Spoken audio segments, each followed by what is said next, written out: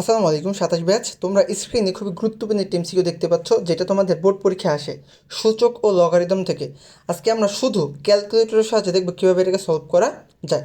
তোমাকে একটা জিনিস মনে রাখতে হবে ভাইয়া, এইখানে সবসময় বাম পাশে পুরোটাকে কনভার্ট করতে হবে। দেখো এখানে কি আছে, 3^(x-2 = 2187। তুমি যদি এই 2187কে বাম পাশে নিয়ে আসো, তাহলে এই ডান পাশটা কী হবে, শূন্য হয়ে যাবে না? তো প্রথম হচ্ছে তোমাকে ডান পাশ শূন্য বানাইতে হবে, এরপরে চেক করবা এখানে কোন ভ্যালুর জন্য আমার এটার ভ্যালু শূন্য আসে। ওকে, তো চলো আমরা একটা চেক করি। প্রথমে আমাকে এটা উঠাইতে হবে ক্যালকুলেটরে। কীভাবে উঠাবো? প্রথমে আছে 3, এই যে 3। এবার হচ্ছে এর পাওয়ার x-2, তো পাওয়ার কীভাবে দিবা? বা এই যে এই বাটনটার উপর ক্লিক করবে, তাহলে পাওয়ারে চলে আসবে।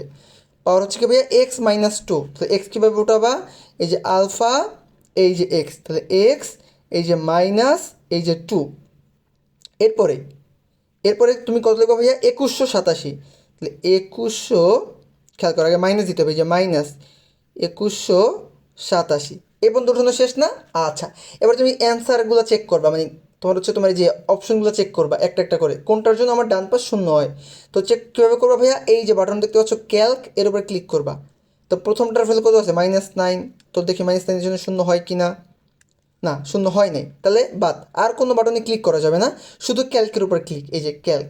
ওকে, সেকেন্ড বাটন আছে -5, তাহলে এই যে -5। আবারও ইকুয়াল, দেখো এটার জন্য কি শূন্য আসছে? না, আসে নাই। তাহলে আর কোনো বাটন টিপ দিবে না, জাস্ট ক্যালকের উপরে ক্লিক করো।